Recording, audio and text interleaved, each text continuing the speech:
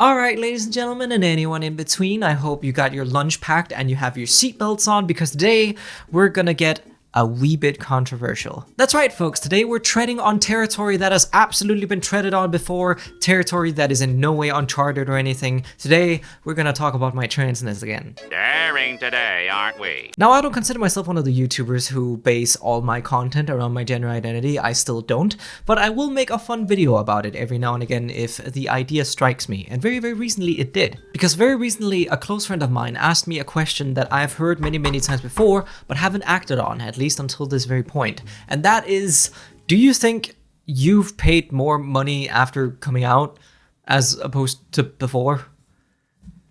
And the answer is yes. Basically, my cis friends were just kind of curious what kind of things in this capitalistic society has demanded more attention from my wallet as a woman than as a guy. And it was an interesting question, so now I've decided to make a video about it where I will be using my drawing tablet and I'll be calculating all the different sorts of stuff that costs a lot of money. Does it sound interesting when I pitch it as like an elevator pitch? Maybe not, but I still hope you'll stick along anyway, because I've actually never really thought about this, so I guess you'll be seeing my first reaction to spending lots of money.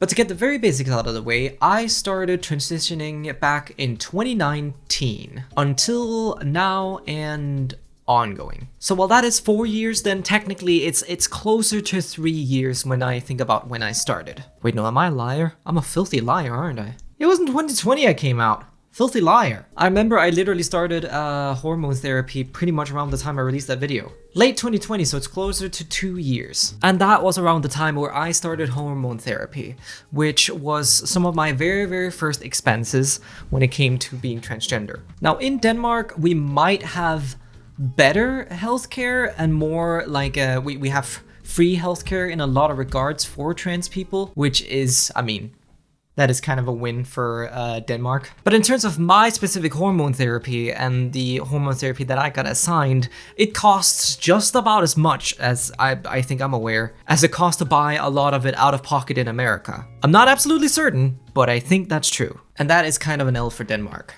I hope my little illustrations here are helping, by the way. They're pretty much just here for me to sort of have something to draw on, because otherwise I lose focus very quickly. I kind of need something in front of me to work. And also, hopefully it stimulates you guys a bit, keeps you a bit engaged. I hope. I don't know, maybe. But it's about $200 a month, and then every now and again, about twice a year, I'll fork out like about, I think it might be around $100, which is for my NCT. I use very, very little of it, so I need to like get filled up on it very, very rarely. These aren't these are actually painkillers, not even anti-T. What am I talking about? But yeah, I only take about a quarter pill, so that's not a lot, but it's still money. Money I could have spent somewhere else. I could have spent, do you know how many plushies I could have bought for this amount of money? Oh my own.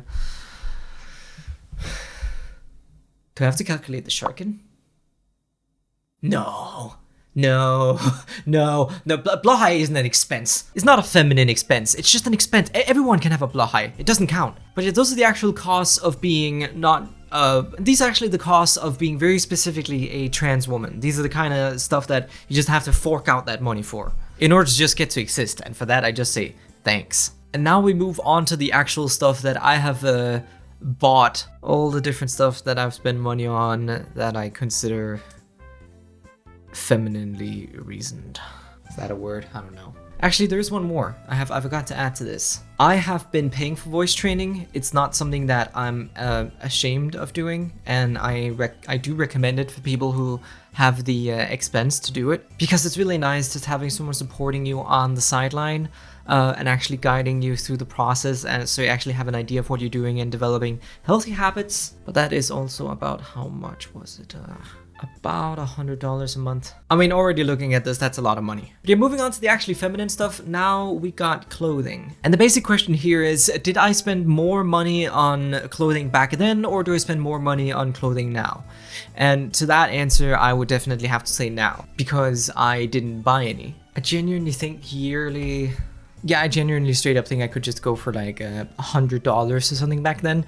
I would rely on like getting gifts at birthdays and gifts at Christmas, and then that would be pretty much my entire clothing budget for that year. Nowadays though is quite different. Nowadays I don't buy that bad stuff. Now I buy the good stuff. But the good stuff is more expensive. In general, I do spend more money when it comes to clothing. I don't know if it's actually this exact estimate, as I will admit I'm not responsible enough of an adult to the point where I keep track of the exact amount of money that I've spent on clothing. But yeah, I would say it's about $400-ish, and that leads to an approximate $300 more per year that I've spent on clothing. But again, I don't think this is as much that whole like gender gap with paying for stuff. That's the problem here. Don't get me wrong, there is stuff like that. But I think it's also because when I came out, that was the very, very first time that I actually gained an interest in clothing, gained an interest in dressing myself up and actually feeling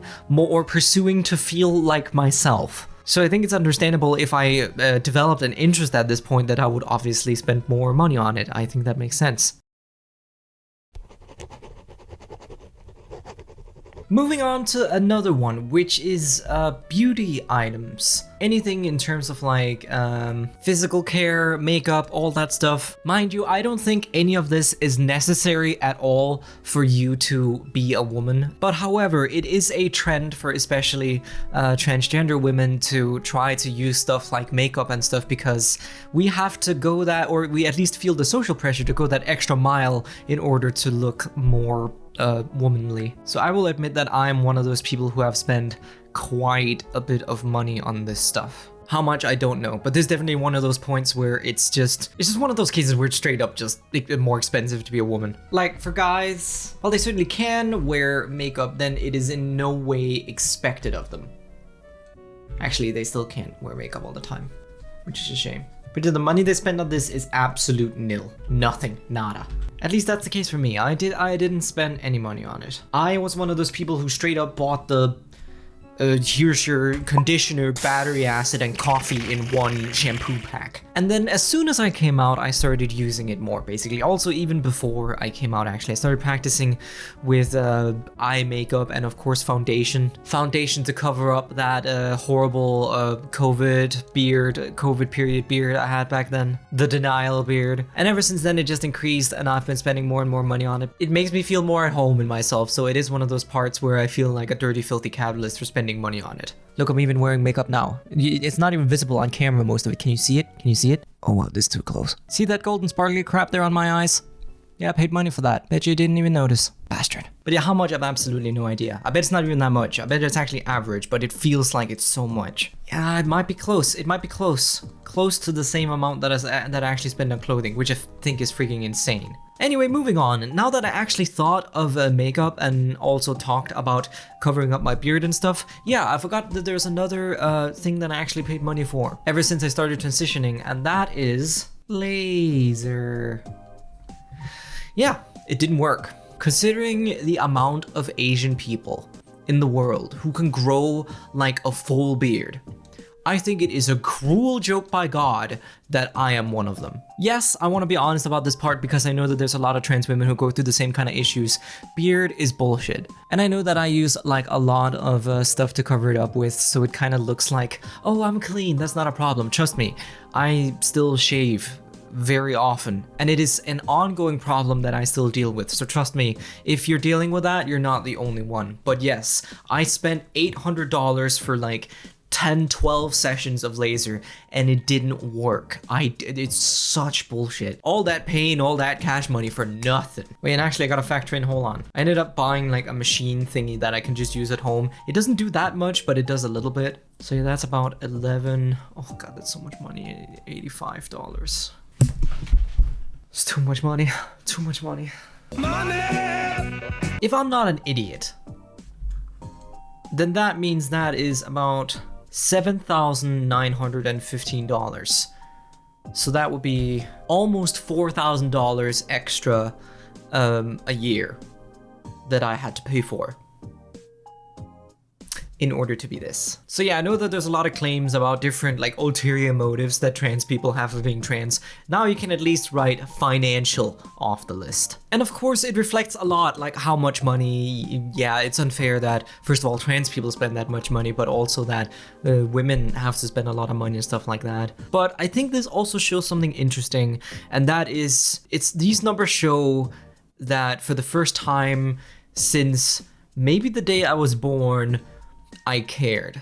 Like, again, I didn't buy clothing before because I didn't care about the way I looked. I didn't know what it felt like to look at myself and think that I was at home in my body. I never had a glimpse of that experience. So yeah, while this definitely shows that the system is broken, society is fucked, and all of this costs too much money, then it does also show that I've started caring about myself. And that actually does bring me joy. But anyways, that is pretty much all I had for this video. This is one of the most bizarre things that I've ever done. I basically just sat and budgeted or calculated my budget in front of you guys. But you know, I'm still kind of happy I did it. I feel like it gives just a little bit of like transparency in terms of the kind of different issues that you gotta deal with, as well as hopefully some hindsight to you guys who are in the closet. But yeah, other than that, I'm just kind of happy to show this, to show that ever since I released that starting my transition video a couple of years ago, I have started to gain interest in things. I've started caring about myself, and yeah, I feel like that's nice to share. But anyways, genuinely thank you all so much for watching and listening to me rant about financial stuff for a couple of hours. Hopefully I cut it down for you guys, I really hope. But yeah, thank you so much for watching, and I catch you all in the next one. Peace.